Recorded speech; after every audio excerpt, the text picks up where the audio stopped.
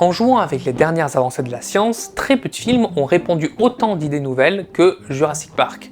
Et on parle d'une fiction assumée, pas d'un documentaire. Et il y a évidemment son lot de storytelling, par exemple les vélociraptors, qui sont en vrai... Comme une grosse dinde. C'était lui qui avait raison. Mais ce n'est pas la vision de l'auteur original, Michael Crichton, que le grand public connaît, c'est celle de Spielberg. Alors est-ce que le livre est vraiment différent du film? Est-ce que l'on apprend plus sur le parc et les personnages? Eh bien c'est ce qu'on va voir. Générique.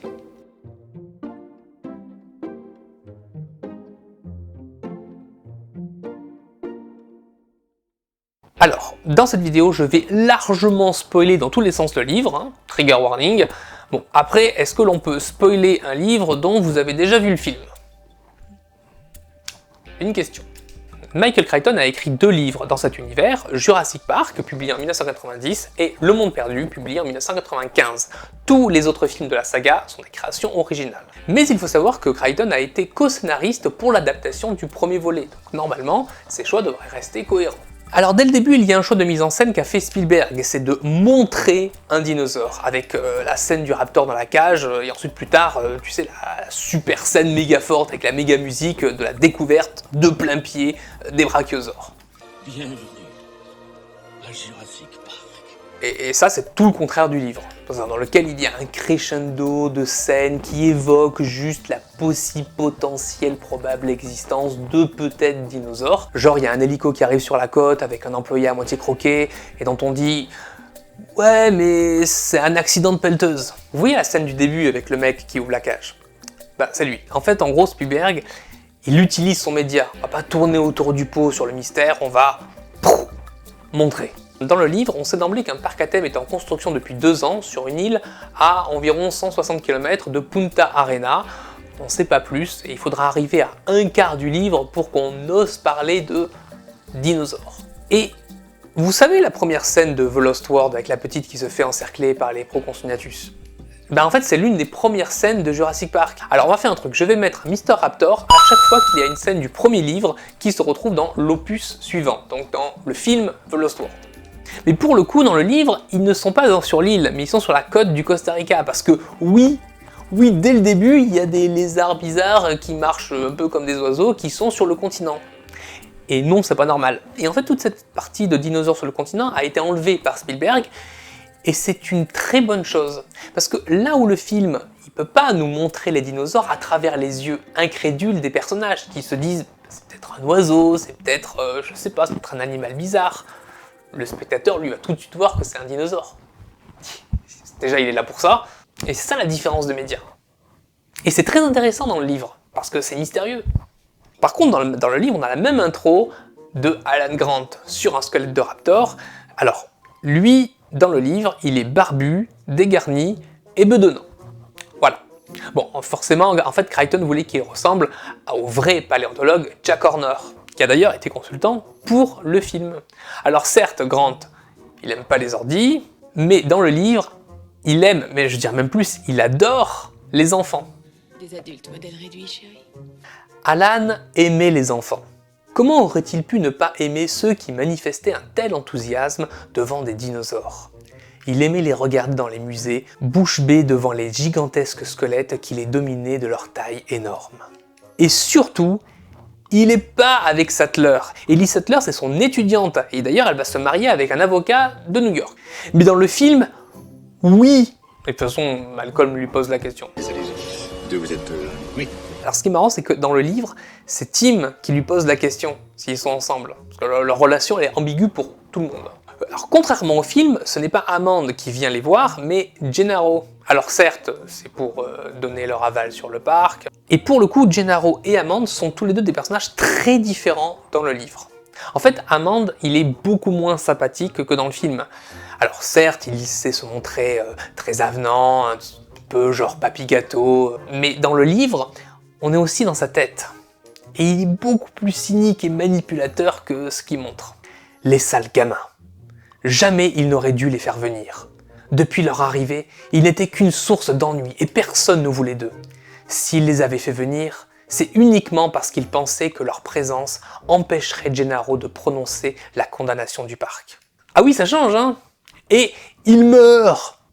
Hammond meurt dans Jurassic Park, et il meurt exactement de la même manière que Peter Stormare dans The Lost World. Mais si, tu connais, c'est lui là qui tase les compis. C'est le diminutif, parce que Proconsognathus, compi. Par contre ça vaut 4 Mr. Raptor. C'est pour moi.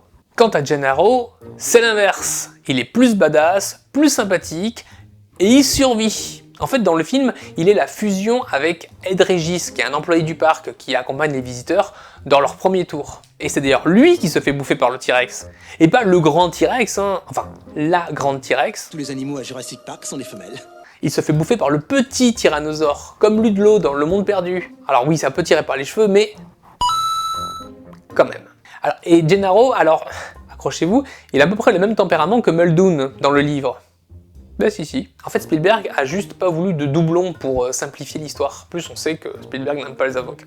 D'ailleurs, il avait même appelé le requin des dents de la mer Bruce, comme son avocat. Je n'aime pas les avocats. Donc c'est pas étonnant que Gennaro se fasse bouffer. Et vous vous souvenez de... Dodson! Dodson est parmi nous! Dodson est là! Lui, il est employé, il travaille pour la biosine. Et la biosine qui apparaît dans le premier livre de Jurassic Park. Il en a fallu du temps pour qu'elle arrive dans les films. Hein. Et à l'université, il s'était fait virer pour des thérapies génies non consenties. Donc on te pose le personnage, c'est un connard. Après c'est la même scène, hein, il corrompt Nedry, il lui passe une mousse à raser avec le compartiment réfrigéré. Un modèle qui existe d'ailleurs, hein, dans le livre, c'est un Gillette. J'aime les détails. Mais en fait la biosine, elle n'a pas l'intention de créer un parc concurrent. En fait, Dodson, lui, il aimait l'idée de vendre des dinosaures nains génétiquement passifs. Genre mettre de l'ADN de Labrador dans un raptor. Voilà. Il t'arrache le bras, mais il te le ramène. Dans le livre, d'ailleurs, comme dans le film, on a le rassemblement dans l'hélico des différents protagonistes qui vont aller à Jurassic Park, plus Nedry, il est aussi avec eux. Et forcément, il y a bien sûr l'inoubliable Ian Malcolm, qui, selon Crichton lui-même, est inspiré de Heinz Pagel.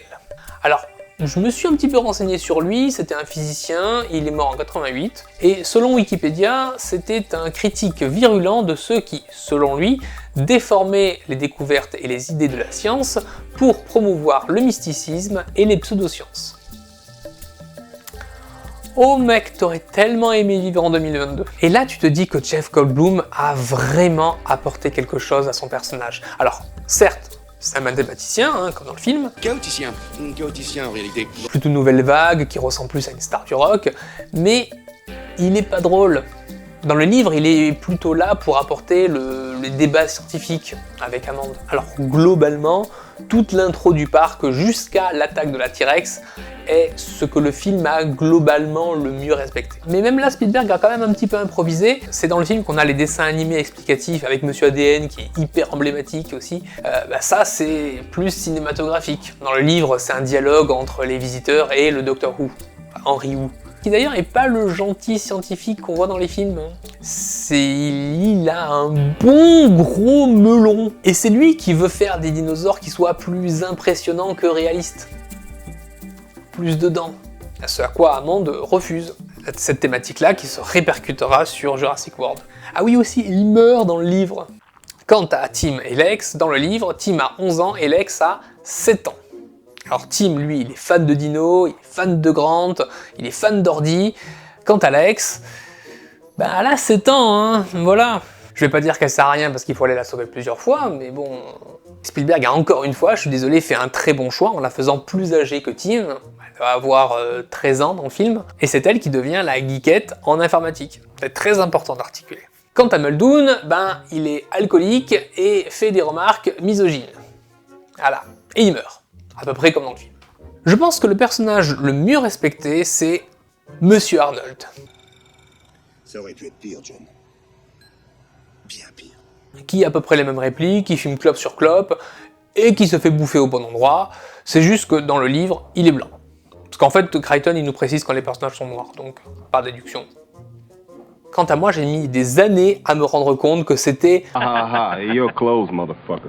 Pour Nedry, alors globalement, il se passe à peu près la même chose. Il coupe le système de sécurité, il va voler les embryons, il se perd dans le parc en voulant essayer de rejoindre le bateau, et fait la rencontre avec le Dilophosaure. Alors j'ai souvent entendu « dans le film, ils se sont gourés, il est beaucoup plus grand en fait ». Alors oui, un vrai Dilophosaure, c'est plus grand, c'est vrai. Mais on nous précise dans le livre que certains dinosaures sont encore des juvéniles, parce que le parc n'a pas encore ouvert. Donc ça pourrait être un juvénile, un petit. Et la collerette, qui est d'ailleurs une invention du film, en fait, on ne sait pas, c'est pour qu'on puisse comprendre plus facilement qu'il crache du venin. C'est un code cinématographique. Le venin qui est assez présent dans le livre, d'ailleurs les compis en ont aussi. Quant aux raptors, mes préférés. Dans le livre, l'intro des raptors se fait au travers de la vitre de leur enclos. Donc déjà tout le contraire du film, avec une scène qui exactement cette scène-là. Et pour le coup, c'est même presque dommage qu'il n'ait pas utilisé cette scène parce que dans le livre, on sent vraiment que les personnages sont en sécurité mais sont vraiment pris pour cible. Et c'est prenant. Et les raptors, dans les livres, ils sont décrits comme étant roux, avec des rayures sombres sur le dos. Et c'est exactement la version de Trespasser. Pour ceux qui connaissent le jeu de 98, ça pique un peu, j'adorais ce jeu. Je me rappelle quand j'ai essayé de le lancer sur mon PC, il était au bout de sa vie. Là, j'ai téléchargé un émulateur, je l'ai lancé, mon PC il m'a dit... Je m'en bats les couilles, frère. Bon, après, les raptors, ils ont tendance à changer de couleur en fonction de leur âge. Ils tirent plus vers le vert, adulte. Et Crichton, dans le livre, il nous dit qu'ils font un sifflement et ont une langue de serpent. Le petit animal était très léger. Il ne pesait pas plus d'1 kilo. Sa peau était chaude et complètement sèche. Ses petits yeux noirs et ronds fixaient Tim à quelques centimètres de son visage. Une petite langue fourchue allait et venait dans sa bouche. Et ça, la langue fourchue, ça avait été repris dans les premiers essais du film. Bon, Spielberg a rapidement abandonné l'idée parce que c'est vrai que ça faisait très film d'aventure des années 50. Et à la place, il leur a donné, vous savez, ce cri spécial quand ils appellent à l'aide. Vous savez, ce... C'est super classe, Alors, ce son a été réalisé avec le sample d'une tortue de mer mâle qui jouit. Ralenti, avec quelques petits détails, mais... globalement, c'est ça. Voilà. Et bien sûr, la star de Jurassic Park, la tyrannosaure. Bon, globalement, la scène de l'attaque de la T-Rex est assez similaire au livre, sauf que lorsqu'elle sort de son enclos, en fait, elle embarque tous les câbles avec, et en fait, ça aurait été vraiment chouette de le voir à l'écran, ça. Sachant d'ailleurs qu'ils ont galéré pour cette scène, peut-être que c'est un souci technique. Et d'ailleurs dans le livre, elle n'est pas de la même couleur. Grant ne pouvait détacher son regard de l'énorme tête carrée longue d'1,50 m, d'un brun roux avec des mâchoires puissantes et des crocs acérés. Et bien sûr, on va parler de cette fameuse incohérence, il ne voit pas si on ne bouge pas. Sa vision est basée sur le mouvement. Comment Grant le sait? Ça ne peut pas se voir dans les fossiles. En fait, dans le livre, Grant se trouve seul et pétrifié devant la T-Rex. Et il comprend après coup qu'elle ne le voit pas si il ne bouge pas. En fait, Spielberg a simplifié, Grant le savait déjà. Après, tout ce qui arrive à Grant et aux enfants, c'est à peu près similaire, sauf que c'est plus étendu. Ils passent notamment par une cascade et se font attaquer par la T-Rex, avec exactement la même scène que dans The Lost World. 4 Mr. Raptor. Et finalement, le livre se finit par le gouvernement du Costa Rica qui bombarde l'île. Et Grant et les enfants sont retenus prisonniers au Costa Rica le temps d'une enquête. Voilà. En fait, ça se finit pas super. Et vous vous souvenez de Ian Malcolm quand il est à l'article de la mort dans le film? En fait, dans le livre, il meurt. Mais Crichton l'a quand même fait revivre par miracle dans le 2. En fait, non, mais en fait, il n'était pas mort, tout ça. Bon, c'est très bien, parce que c'est un de mes personnages préférés, donc... ouais, c'est très bien. Il n'était pas vraiment mort. Alors, que penser du livre par rapport au film?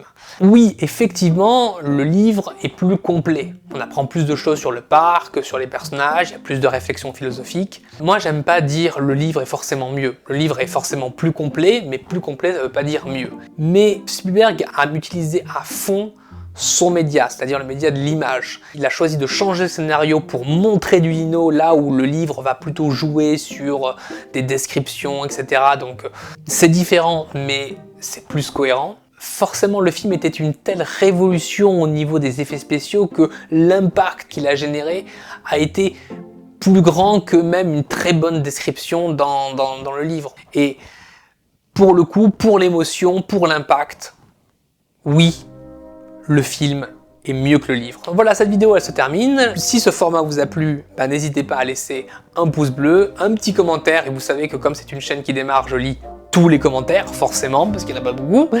Et abonnez-vous, et je vous dis à très vite pour de nouvelles vidéos. Et surtout, restez ouverts aux univers.